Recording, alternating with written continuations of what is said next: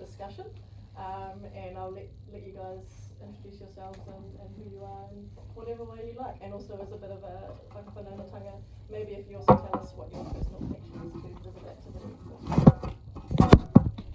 Kia whare. Kia ora koutou.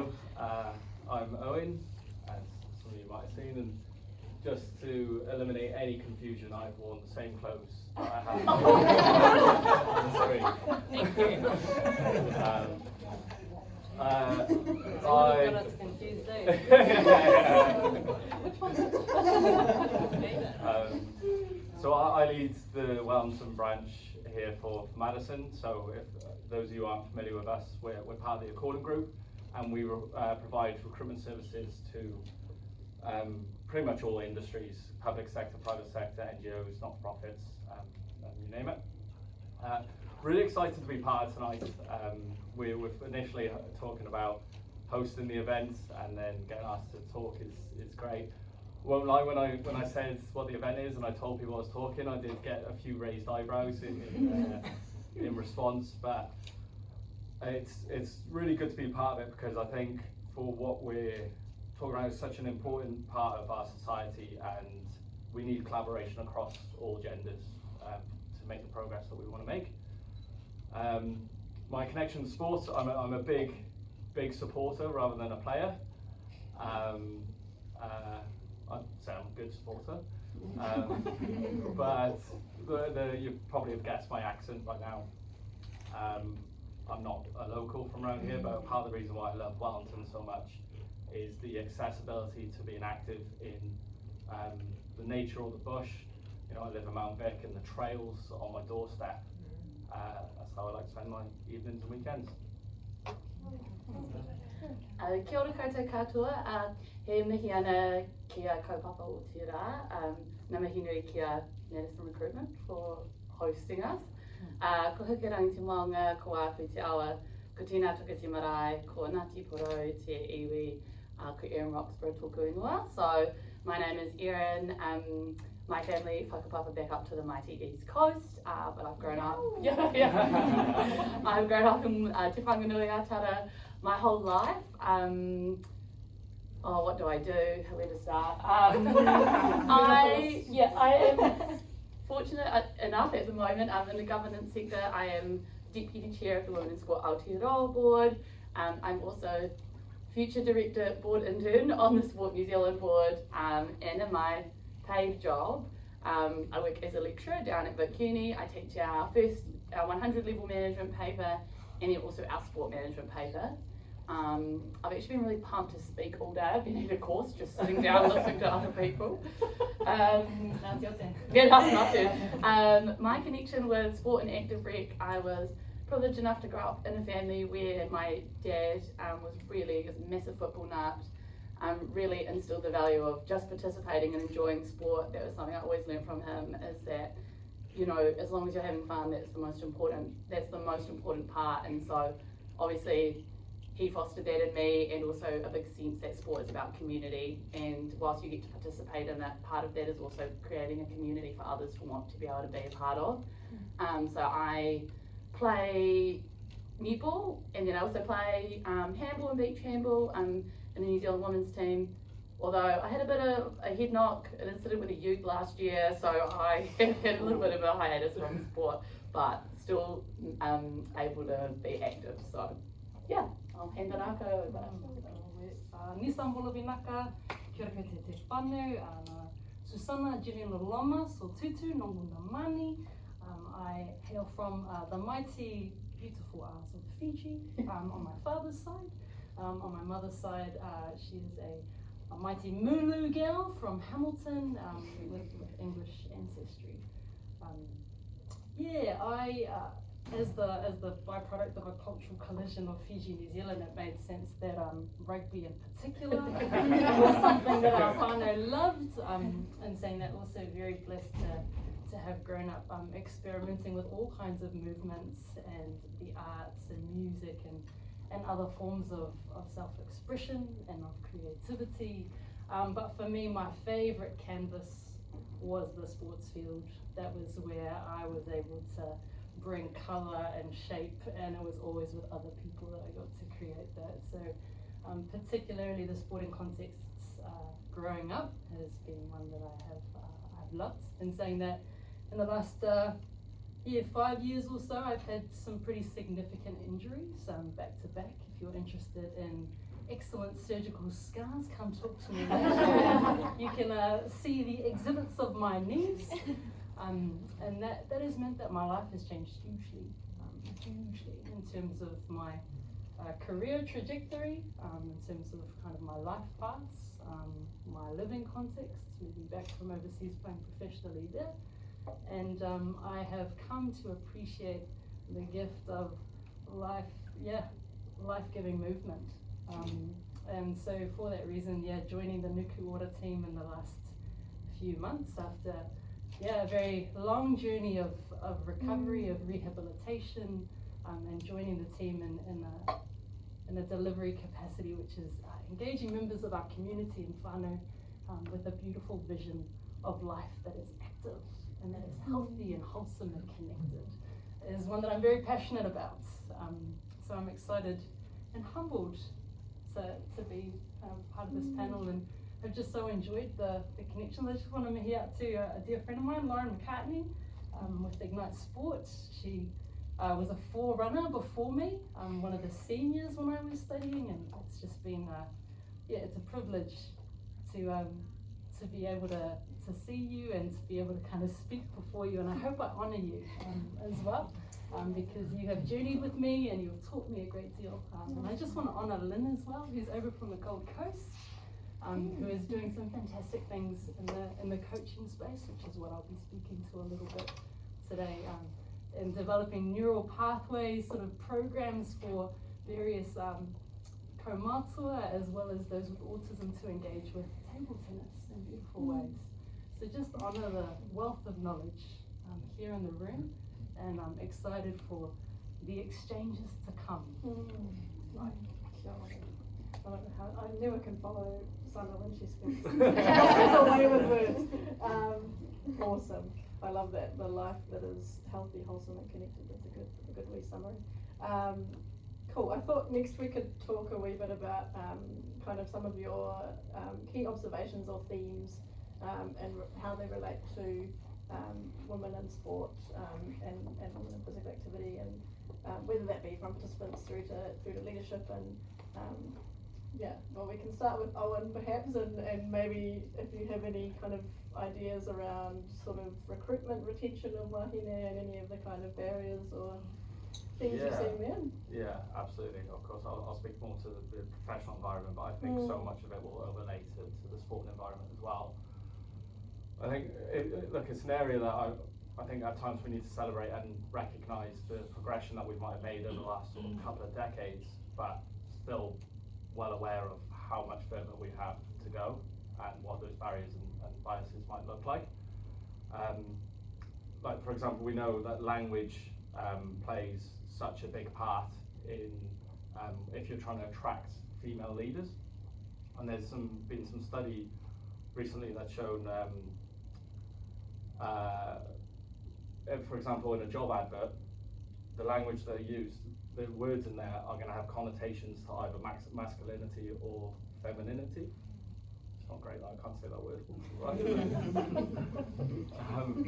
But if you use masculine words in there, it shows that Wahine don't, they find the role less appealing, but more importantly, they don't feel like they belong in the role. Which, if you flip that around the other way of men looking at a job with feminine words, I'm not sure if this will surprise anyone, but they only find it slightly less appealing. And the big thing for me is they don't see any change in their belonging in the role. They think they go ahead and do it. And to take that further into the criteria, if somebody is analysing the criteria on a job description and they don't meet everything, men are far more likely to apply for it than females. But this is some stuff that's been known for quite a while now, and organisations have tried to do as much as they can, and as a result of that, doing more proactive outreach to Wahine to get them included in the process, shortlisting, or part of the interview process, which is good. But unfortunately, that doesn't translate into the appointments at the rate that we'd want, and that's because, in short, people promote and hire people who are like them or resonate with their backgrounds, or they can see themselves in them in some way. And yeah, that's called second generational bias, and it's unconscious. But so there needs to be way more work that gets done around how do we eliminate that, and give fair and equal opportunities for women, because of course we want fair and equal opportunity, but aside from that, there are so many more benefits to have women in leadership roles as well. You find so many traits that are associated with a good, positive leader often can be found in female leaders more than male leaders as well. And some of the studies have shown teamwork or collaboration or inspiration for the people that report into them is huge. So yeah, many reasons why work needs to continue. Yeah, those reflections on women seeing a job advertisement and going, oh, those are 10 things I can't do, whereas men going, oh, that's 2 things I can do, is a common trend that you hear about. And it's a symptom of not just men and women, it's across the board for those of us in more certain ethnicities, or it goes across all diversity. If you're in a group that is underrepresented, that is a symptom of unfortunately what the result might be. Yeah, okay. They probably segue as well to you, Erin, in terms of what it's like being on a board, and any kind of collective observations you've seen across kind of your role in governance, and also a kind of across your lecturing mahi with students' behaviour, and also maybe as a player or participant as well. Yeah, I think from both sides, it's definitely something that I see as a lecturer. I think often, especially when we see, obviously I think of young Wahine, we think that, a lot of my colleagues probably at university as well think this, that we need to teach them something. And I actually don't think that's the case. I often say to my students, you're 3rd year students, and actually it is an achievement to make it to the 3rd year of an undergraduate degree. Not in Wellington it might feel like a lot of people do that, but actually that's not common around the country. And so you bring with you lived experience, learnings, things that I don't even know. So that's my job, to help you to be able to communicate that. And I think that kind of ties into, I think that's something that often also happens with other young wahine when we're looking at governance roles and applying for governance roles. You think, oh, I haven't done that, I haven't been on a board, so I can't apply for that. But actually, as I'm even looking around the room now, I see so many faces of wahine who are contributing to communities every day and undertaking leadership activities, but they're just not things that are used, I think, in the language of board recruitment or always in the boardroom, and so you don't think that applies to you, or you don't have that experience. But actually, organising a Monday league over summer for people to come and try out football, like that's leadership, and that is governance. If you're on your club's executive committee, you have to host AGMs. Those are just things you have to do. You have to learn what quorum is. You have to form a constitution. You have to apply for grants. Like, these are all activities and discussions that happen in governance rooms as well. And so I think often we undersell ourselves, particularly as young women and young people, and think that we don't have the skills or the experience to bring into the boardroom, but actually you do. And I think also, these are some of the challenges that I like to lay out as well, is that too often people just say, oh, we need young people, and I think they would be under 25 to be on the board so we can have a youth voice. But actually, I think it's about recognising that it's not just a youth voice, it's about bringing someone into the room. Like, even if I think about my students, they are, by virtue of their generation, so much more open-minded than I am. You know, they are ultimately less transphobic, hopefully, less racist, less sexist, and bring that with them. It's not just about youth voice. And so those are some of the things that I see, and actually, and I should say I have been fortunate to be offered this opportunity, but you know, I think it's about also remembering when we're in leadership positions or on boards, it's about opening, you know, it's that phrase, you open the door and don't close it behind you, you know, keep it open for as many other people as possible, because I know that I wouldn't be sitting here had people not opened the door for me to come through and to help me see kind of the value that I already had, you know, and that I didn't need to be petrified for my first 6 board meetings and whisper and not say anything and go red whenever I speak, which still sometimes happens. But you know, it's about saying that people bring with them inherent value, and just because they're young doesn't mean they don't have lived experiences that they can bring into the room. Yeah. And it again comes back to that point around language and being really important and how you phrase things and use inclusive language. Yeah, love that. Sana, I'm looking forward to hearing your themes and observations. I know you've got heaps of notes there. So can I just get so excited and I want to say everything? And again, there are a few co-pilots to speak to. I'd love for this to, I'd love for this to be, if you're like, yes, then feel free to go, yes. So just to kick off with, I'll sort of put a disclaimer out there that my experience and my coaching has very much been in the youth space, in the youth sports space, but I also want to acknowledge that, you know, the coaching, and I'm hoping that some of these sharings will be relevant for the beautiful people at all ages and stages in life. And I think of the senior regional games that just took place, you know, yesterday, and just seeing some of our kaumatua and our kuia getting out there, moving their tinana, and just going, yes, you know, we're made to enjoy movement at all ages and stages. But I just want to acknowledge that what I share here is coming more out of my own personal lived experience, as well as research in the youth sport development space, particularly with young Pacifica girls, and then again a little bit more specialised in the rugby space, which is again a bit distinct. To start with, who would you just raise your hand if you would say I'm a coach? Yeah, we've got a few coaches. What if would you raise your hand if you'd say I'm a facilitator of some kind, a facilitator of some kind? Cool, a few more hands. What about an enabler? An enabler in some shape or form. Fantastic. I love that. I was like, coach of you, facilitator, enabler. So as I use the language of coaching, I'd love for you to think enabling as well. I'd love for you to think facilitating, because the hope is that some of these principles that undergird our practice will still remain true. And love for some contestation and some robust disagreement after.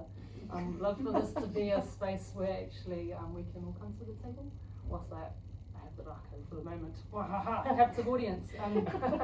So in terms of observations, particularly in the female space, particularly in the female sporting space, particularly in the female rugby space, sport and active recreation zones are incredibly cathartic spaces of self-expression. What I mean by that is, in these spaces, permission is given to a realm of physicality, a realm of challenge, a realm of combat that otherwise in society we don't tend to see as very acceptable or celebrated. And so particularly for our Pacifica girls, sporting spaces can be very precious and can be very vulnerable. And the embodied nature of sports, in which we see intentions and mindsets and desires physically playing out. If confidence and competence comes in those areas, we see that translate massively and almost instantaneously into mental, emotional, and social realities for our girls, which is why I think the sport and active recreation space is one with our girls that we want to take such care in facilitating and holding well. In that, a key a key thing to consider, and something that local as well as international research has found, is that our girls and our young women in particular, as they differentiate, are hugely influenced by social dynamics. Initially as youngsters, that's with parents and with peers, and over time that really shifts from parents and family to coaches to peers to wider wider social groups, and there's a real power shift that can take place.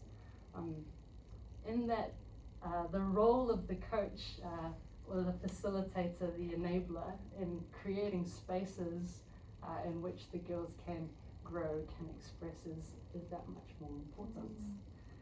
So facilitating a team culture through shared experiences of challenge and perseverance builds rapport and trust to develop over time. A real interesting learning is around the importance of clarity of instructions for our young girls.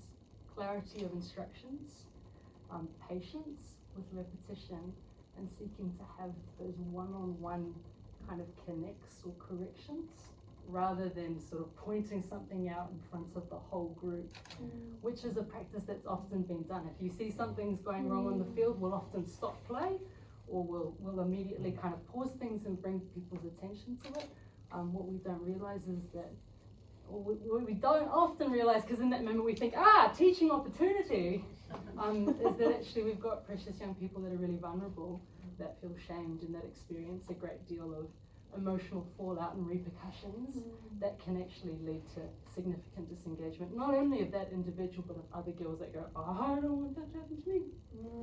And so as facilitators, as enablers, looking to be mindful of our teaching moments, and actually kind of holding back on our teaching moments to look for those one-on-one quiet moments, which are not in front of the group, which are safer, and which allow for there to be an exchange that takes place rather than a reinforcing of a power dynamic, right, wrong, can be really helpful in some of our coaching, facilitating, enabling with our young people. I could keep going.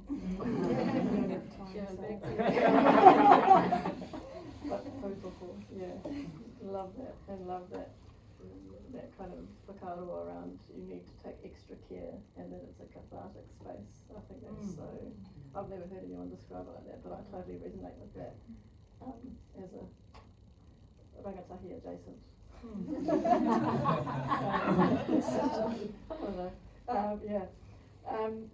Cool. I think it would be cool to go into some positive vibes and think about kind of opportunities and inspiration, and any kind of advice we might like to impart on our lovely audience today in terms of what you've seen and what you hope can change. Are you happy to kick us back off in that direction, mate? Dangerous.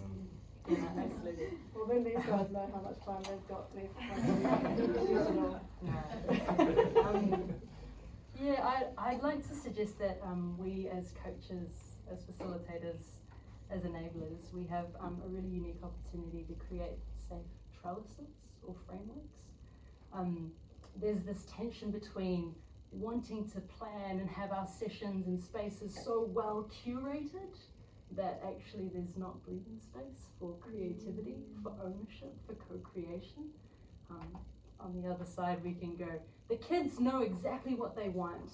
This is led by them. They don't need us. We're just going to give them the canvas and let them do whatever it is that they like. But we're seeing that more and more our youth are struggling with mental wellness, with anxiety, with feeling very overwhelmed, very pressured, with feeling very responsible for a lot of things. And so it's a really fine line to walk as those seeking to facilitate, to support, to empower.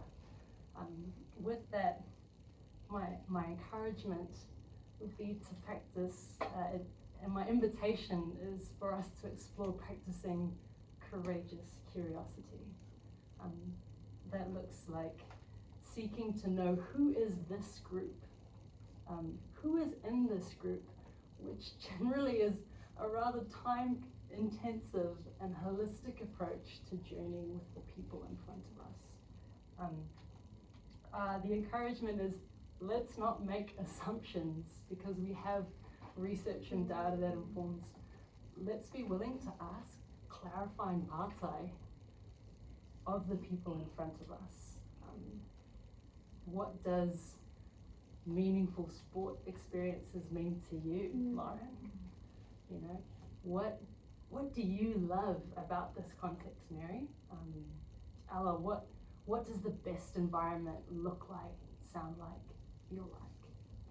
And seek to clarify these things and to develop a common language and a common understanding across the group.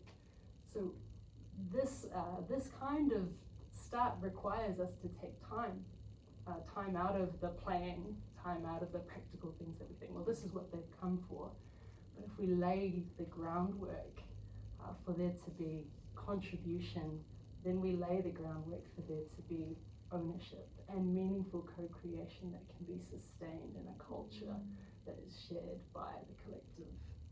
And so, yeah, my encouragement for us as coaches, facilitators, and enablers would be let's practice courageous curiosity and ask some of the awkward questions. The things that might feel a bit deep and hearty from the outset. We know that sharing honestly can carve out deep wells for us to then fill and enjoy over time. And so that would be my encouragement for us today. I love that, yeah. And extending that courageous curiosity to, I'm just reading your notes that you sent me, but you noted about cultural competency, and I always like to challenge that and talk about cultural humility instead. So that's probably an extension of that curiosity, is understanding that you might be working with young women who come from a variety of different ethnic backgrounds or home lives, but kind of always being curious and open to learning more about them, and being aware that you will never quite understand what it's like to walk in their shoes, and that's a beautiful thing, that we all have our individual experiences. Yeah, no, awesome. Total random side step over to Erin now. And it would be cool if you would give like a wee bit of a sales pitch to any of the young women in the room around why they should be on a board. If you didn't want to talk about that, you can totally sidestep away from it. But that's well, that's what I was actually going to give as my practical takeaway. I think if you're a young wahine that's here, or a young person, and you're involved in sport or anything like that at the moment, or contributing or to developing a community around you, you know, think about how those activities might be able to be things that you could use to translate, or not even translate, but actually to look at those experiences that you have and to value those, and to see that those are skills that boards, you know, would want. And I also think by the same token, if you are on a board or in a position of leadership, I put the challenge out to you to create opportunities for people that haven't necessarily had opportunities before, whether it be through a board interim position, which obviously I am one at the moment, but even when I was on the Wellington Centre board, we had a youth position, and just creating opportunities for people to be, to observe and to be part of a boardroom. I think the reason that I probably should have said this, that I like being on boards, is because, well, this probably is a reflective of the job I'm into. I like to talk about things at an ideological level, and to wonder, and to be around other amazing people who help me see the world differently as well, you know. I think, so yes, that would be the sales pitch that I would give, is that if you're on a board, please create opportunities for rangatahi, and when you look at their CV, try and look at it through the lens that I've just given, you know, that it might not be in the language you're used to seeing, and that they might not know what ARC means or what a health and safety risk register is, but that they do bring so many other experiences and are connected into community. And then if you are a rangatahi in the room, well, I like the term used, rangatahi adjacent, you know, please don't underestimate the experience that you have, and that when you're in those spaces, you don't have to be anything other than yourself, because by being yourself is really unique, and that's what's needed and is really good on board. So that would be my biggest two practical takeaways, and I will also try and continue to practice that myself. And Owen, that was the timer, but we'll That ignore was the that. timer. We'll ignore that. You can start. You can start. But yeah, I suppose any advice for leaders in the room or those looking to take the next step in the room? Absolutely. Because I think so many organisations now have the best of intentions, but as I was saying from the last segment, I think we need to do more than just intentions. We need to implement some proactive policies or processes, because at the end of the day, these biases are unconscious, or the barriers are subtle, so much so that Wahine victims of a bias or a barrier might not even be aware that that's what's happened. But the good news is that when people do learn about these things like the second generational bias, the results findings are actually empowerment rather than a feeling of being left victimized. So more understanding is always going to help. And I think safe settings are a massive one within organisations, committees where women can come together and discuss, networking groups. This is a great example of what works so well. The sharing ideas, the open forum, raising awareness. It really does go a long way, and there's people here from different backgrounds and different ages, and hopefully that can result in relationships, but also mentorships and sponsorships. And what I mean by that is that's somebody that advocates for you when you're not in the room.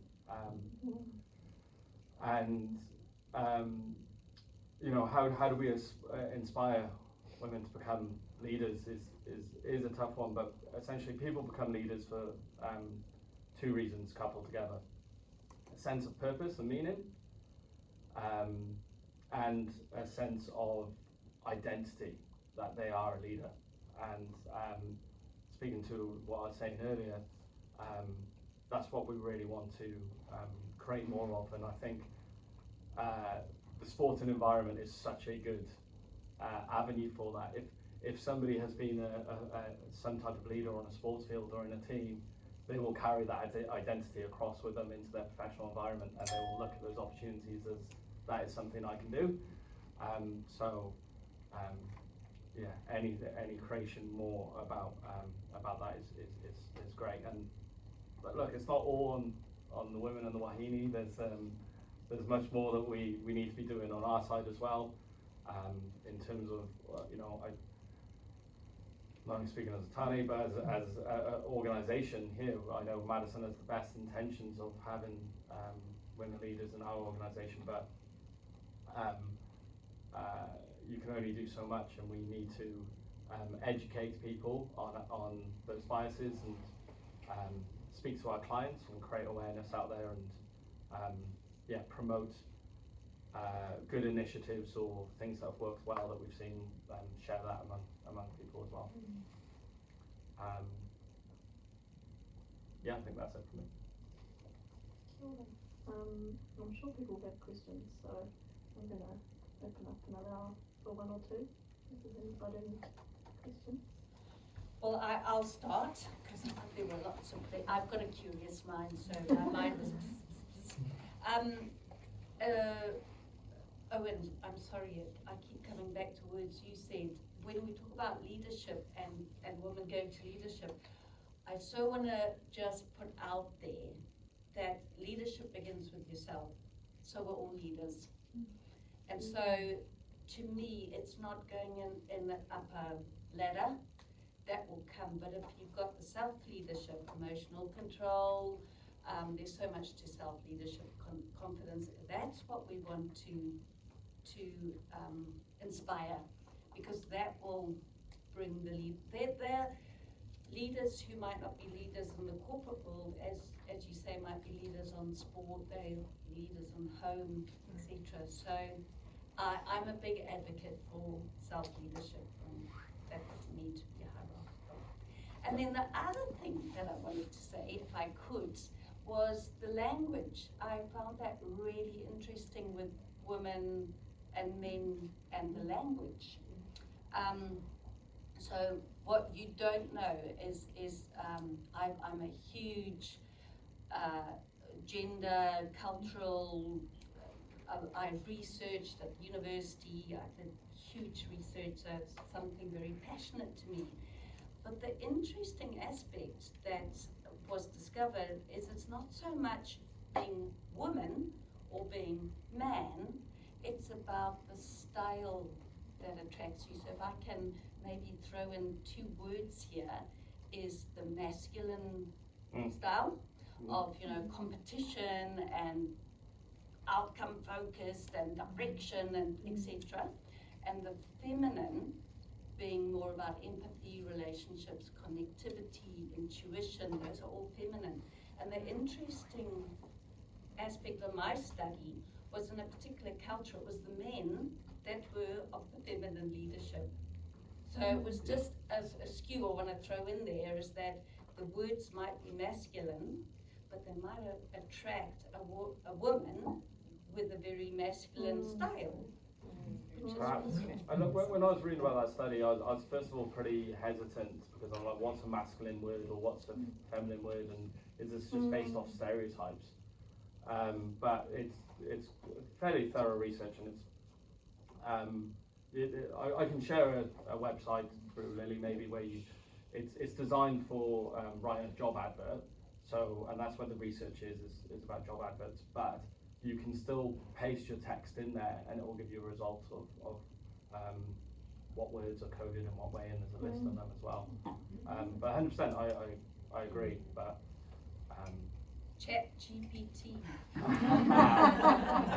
Give me the words. Another thing that's actually been found is that sometimes women who do make it up the ranks, particularly in more traditional organizations, will often internalize those more so-called masculine qualities and will actually be harder on other women trying to come up through the ranks. 100%, like being encouraged to lose some type of, I can't believe I'm going to try and say this word again, but femininity. Like good leadership is genuine and authentic, and they're being themselves, and there's so many good traits about you know, if you're a woman you don't have to be really feminine or anything, but there are lots of such fantastic traits that that transpire into leadership. But because so much traditional leadership has come from men in a certain style, that's the issue of when I'm saying that's when they're hiring people who are like themselves. It's their style as well that that they think will resonate. So yeah, 100%. Erin, if we are looking to recruit and retain amazing graduates, what's the environment that we need to create for them based on what you know of working with graduates inside the university environment? Yeah, that's a really good question. And I've actually changed one of my courses this year to reflect this, is I think that the students, from what I can see, and other young people too, I think that having that level of having autonomy to be creative within your job seems to, you know, that empowers people to feel confident and write about, I've seen at university write about things that they're interested in. Like last year for my course, I prescribed some of the modules they had to write about, and then for the last one, people just wrote the best things. I like ever read things that kind of had me in tears around things around sport and issues in sport. And I realized, like, I was like, oh, duh, of course it's because people are writing about things that they're connected with. And so I think that would be one of my biggest pieces of advice. And I think also, kind of following on from my reflections earlier as well, is, and maybe this ties into what you were saying as well, but you know, that when these young people come in as grads, it's not about, you know, I mean, I've done heaps of leadership courses, you know, say this is this type of leadership. Oh, Erin, you're an ENFJ. Well, I'm not actually an ENTP, you know, and putting people into boxes. And, you know, it's kind of about helping people see, okay, when, like to your point, when do you feel most comfortable? When, in this, what you were saying there, when do you feel most comfortable? What is the type of adjectives that you would use to describe yourself? And those are when people can be in environments where they do best. And I do think that more so even than my generation, Gen Z, even though I'm not Gen Z, but sometimes Gen Z is adjacent, are just much more articulate and aware of the world that's around them. I think through TikTok, you know, and other types of social medias have just been so much more exposed to language around emotions and what they want and actually what they don't want as well. And also I think more and more are not buying into the kind of traditional career ladder, and people just want to find somewhere where they want to feel like themselves, which I think could probably be said for everyone, but I think more so I see that in my students, you know. So yeah, I hope this is great. I've got a question, if it's okay for Susana. I loved your, when you talked about a safe trellis or framework for young people, or give them a blank canvas, but then being mindful of anxiety and mental health. And I'm an adult coach, not a youth coach, but adults are bringing that to me about their own children, and I'm lost. I don't know. Is there anything you could, words of wisdom to help us? You know, because I know what you mean, that tension between how much freedom just to be themselves or how much scaffolding. I think in a way, you know, earlier Erin was talking about the beauty of having a youth voice in the room, and sometimes it interests me that we talk about this on a strategic level, and then when it comes to our actual seasons, where, you know, your coaches are kind of sitting down and going, right, season's coming up, there's like no engagement of the participants in that process of kind of considering, okay, we may have a big picture understanding of building blocks of what we would like to achieve technically, but in terms of inviting our participants into that process of being able to bring their own creativity, I think co-creation doesn't need to be something that it's all the kids and we're just going to stand back, or it's all the participants and we're just going to stand back and catch them if and when they fall, as opposed to there being a real deliberate walking alongside, facilitating, bringing questions, bringing prepared content in the way of here are some of the sessions, but we've got space to play, and being agile to be able to have a conversation, connecting with our participants and hearing, wow, energy levels are so low today. Actually, that killer fitness session I had planned might send them away, or actually, no, this is what they need. They need to feel some pain together. And having engaged with some of our more articulate kids, it does well to identify who are our kids that are who are our participants that are able to rally and communicate, that have language and are able to quietly communicate as people are doing the warm-up just with chickens. But over time, as we build relationship with our participants, as we learn to identify who they are more holistically as people, the hope is that we would be able to speak to who they are, to the potential, to what's meaningful to them in a way that draws out engagement, in a way that instills confidence because of the trust and rapport that we establish over time. I think we can sometimes forget, as we want mental health to be well now, we want to just go, okay, if I just do X, Y, and Z, I won't feel anxious anymore, as much as going, hey, we're literally here to practice with our bodies, but we're also going to be practicing with our minds what kind of narratives we're coaching ourselves. I think facilitating some of that, what are truth coaches that our kids can hold on to, that our athletes can hold on to. You know, I don't feel like training today, but I love to move and I love to connect, and this is going to be good movement and connection, so I'm going to do this. And this is something that's true, even if I don't feel it right now. So I think we as coaches, facilitators, enablers can look to encourage that and embed that into our training processes. So that self-leadership can start to rise up, so that empowerment isn't about, oh, my coach is here, now I can do things.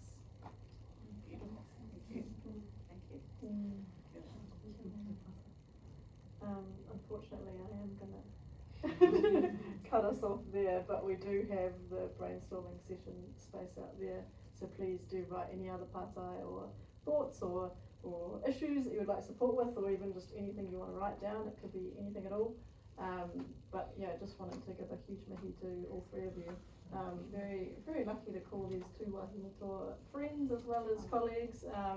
And awesome to have Owen with your insights, really valuable. And as a male ally, which we want more of in this space, really important. But as you say, all genders need to be involved at the equity table. Yeah, kia ora.